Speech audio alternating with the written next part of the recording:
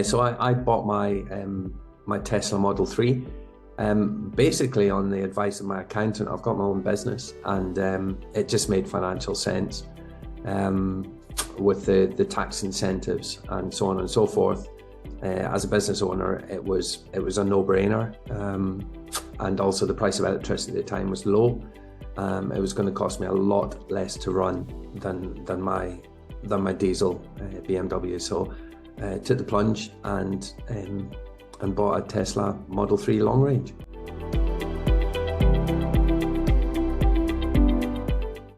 So having the Model 3 has been fun.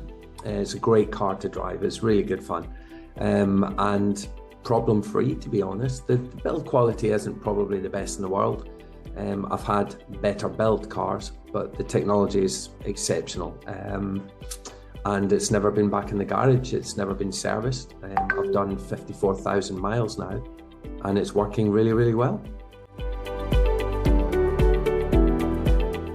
So when I first heard about the battery test as a service, I was very, very intrigued. You know, it's something that does, I guess with all the media content out there, it does play in your mind. You know, how long is my battery going to last? What kind of health is my battery at right now? You know, I use superchargers a lot.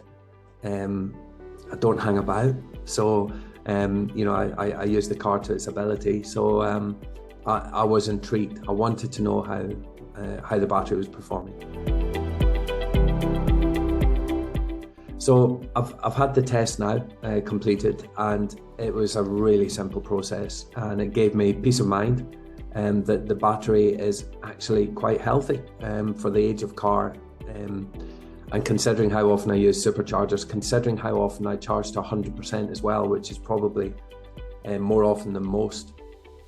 I was pleasantly surprised with the results of the test. So I was pleasantly surprised. 93% was the finding from my test, 93% mark for my battery. It's given me peace of mind that I can continue to drive the car the way I drive it now, which suits my lifestyle. You know, sometimes I do need to go to 100% if I'm traveling back up to Scotland, and you know, it is good fun to drive to the ability of the car. So I'm quite comfortable continuing to do that.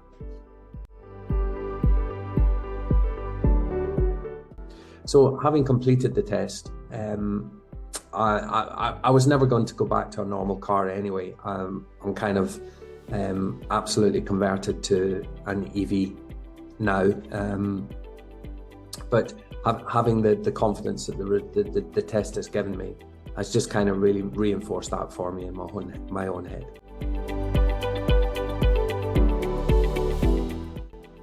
So I would highly recommend the test in two ways, really.